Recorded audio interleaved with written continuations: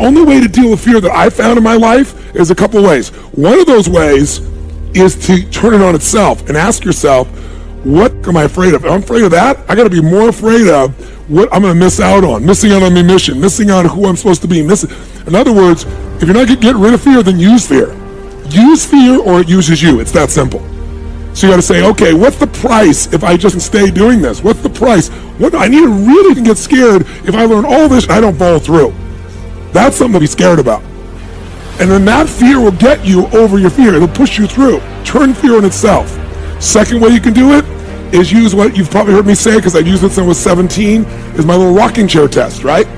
I'm gonna sit myself in my rocking chair. I'm 85 years old. I'm looking back on my life, and I say, I didn't do this, or I did. So when it comes to these two fears, these primary fears, they're not going to go away. So what we got to be able to do instead is we got to be able to say, okay, when that fear shows up, how do I get rid of the illusion that I'm not enough or I'm not loved? Well, number one, you can love yourself, right? Can you love yourself, yes or no? Most people say, but I don't know how to love myself. Well, how do you love a stranger? If you met somebody and you wanted to know, I love you, and you wanted to experience that you love them, what would you do? Someone tell me, what would you do to try and make somebody know you love them? You tell them you love them. How many of you tell yourself, I love you? I love you, Tony. We live in a culture where, what's the matter with you? That's egotistical, that's crazy. No, in the Bible it says, love thy neighbor like thy... Interesting. That implies that you love yourself first. And we all know intellectually, whatever you believe religiously doesn't matter, whether you believe in the Bible or anything else, we all know that if you don't love yourself, you got nothing to give anybody else. You can't give somebody what you don't have. So you tell them, how else would you let somebody know you love them? What else would you do? Take them sailing. Okay, that would probably work for you too then, wouldn't it? You'd spend time with them, wouldn't you? Most of us spend the least amount of time with ourselves than anybody today, in terms of real quality time. What else would you do? Do things to themselves. Kiss yourself. Right? And so in our culture, it's weird, but you know what's interesting? We do all these things for other people. Do something for them. Offer things, create things. We don't do that for ourselves. You don't love yourself because you don't believe you love yourself because you don't do the things that you do for other people that you love. You do the same things that you do for other people, or even similar things, you feel similar feelings. It's not that difficult to reassure yourself, but as long as you have to count on everybody else responding a certain way, you got to live in fear. And that's a piece that we want to avoid as far as things are concerned. Now, he's telling me that he has a human fear, and what he's got to do is get around it. The way he gets around it is he builds himself up, and he builds himself up by changing what things mean. As long as you say no to me, it means I have failed and I'm rejected. I'm going to have a hard time putting myself out there because that's putting out my deepest fear on earth. But if I change what your no means to me, which do we have that power, yes or no? Then if it means to me, you just said, no, it's not the right time for you. Or I didn't present this effectively enough today. Whatever I make up something else, then with a different meaning, it feels totally different. I mean, look, you and I'm sure you do, and I'm transparent, so I talk about this. I know I'm at the, closer to the end of my career than the beginning of it. I don't think so. No? No, because part of delivering this message, when you're in alignment with your purpose, I believe that gives you more time on the universe. Just look at me. I'm 72, but I don't look it. I don't have a 72-year-old energy, and there's a difference between that physiological age and that spiritual age. And I think when you're in alignment and doing what you're supposed to do that pleasures God, it keeps you young. You have the energy of a 20-year-old. That allows you to be. But I mean, there's going to be a time when you and I are not live in these bodies on a stage. Without any question. Okay. And I'm not looking forward to that. Les Brown. Turn your wounds into wisdom. You will be wounded many times in your life. You'll make mistakes. Some people will call them failures. But I have learned that failure is really God's way of saying, excuse me, you're moving in the wrong direction. It's just an experience. I called unhappy customers, not happy customers. You know why happy customers do business with you. It's an easy call. You're amazing, Patrick. We love you. You're so great. You always do this for us. You always do that for us. I mean, you're just such an amazing person. I'm not learning there. I don't need more people to just keep telling me how amazing I am. I need people to tell me these are the 3 areas that we could improve in, right? So I called customers that weren't happy. I called clients that weren't happy. I called agents that weren't happy. I called employees that weren't happy. And I said, tell me what happened.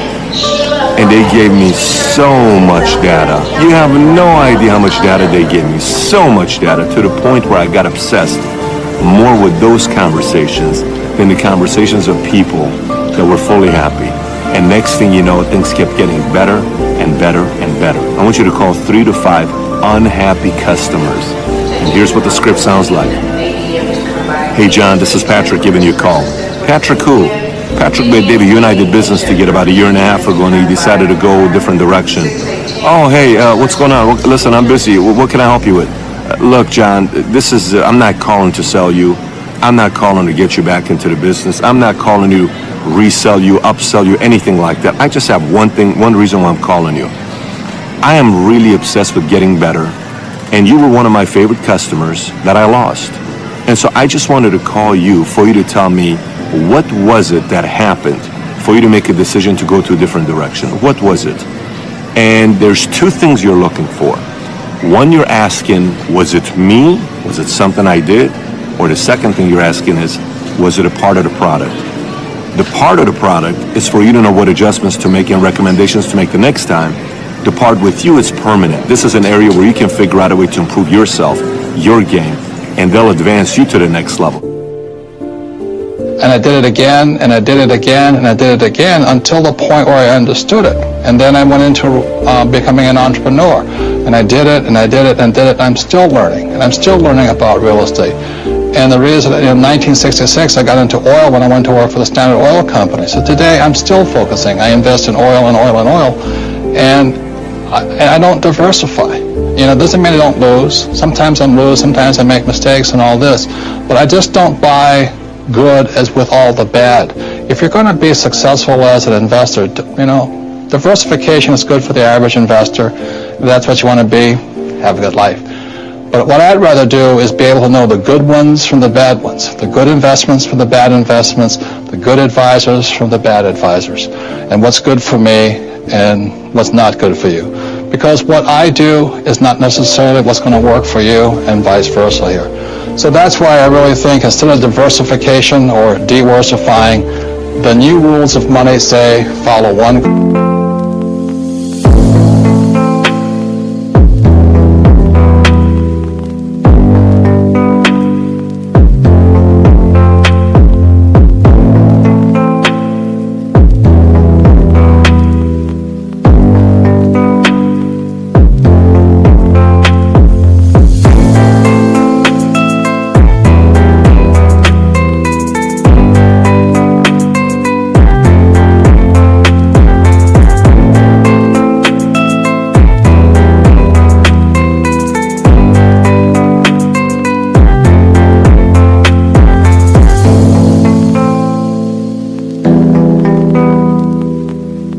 Until you're successful, and then keep doing it, because once you find that way of being successful, you can do it again and again and again. And tomorrow, if you and me wake up tomorrow morning, is it not a fantastic thing? 1 million people did not wake up. You woke up. Is it not a great thing? Just look at the ceiling and smile. You are still awake. You're still there. And for many, many millions of people, somebody who's dear to them did not wake up. So just check those 5-6 people around you. They all woke up. Wow, it's a fantastic day. You woke up, and everybody who matters to you around you woke up. Is it not fantastic day? Yes. You don't think so? Yes. Yes. You don't seem to think so. Yes. Because the problem is just this. You are living with an idea that you're immortal. When I say you're immortal, you're not actually thinking you're immortal, but you're not conscious of your mortality.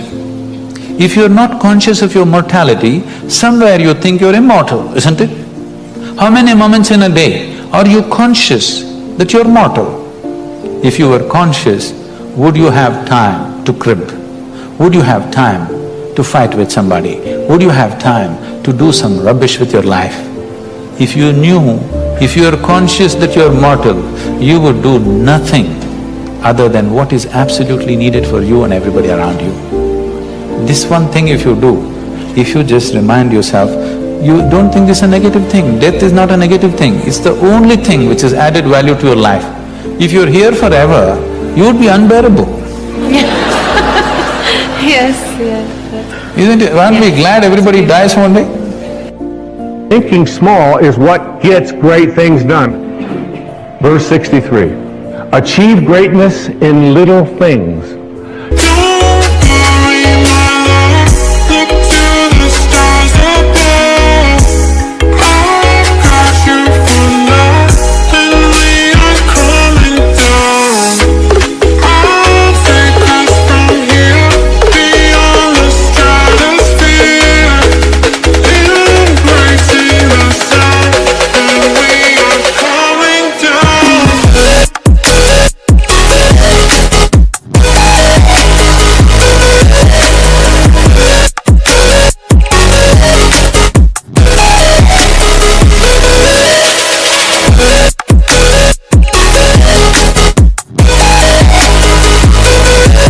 Take on difficulties while they are still easy.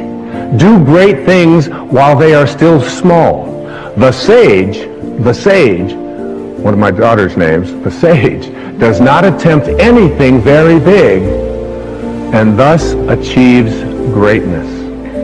Greatness comes from being in the moment, here, present, in the now. The sage confronts difficulties but never experiences them.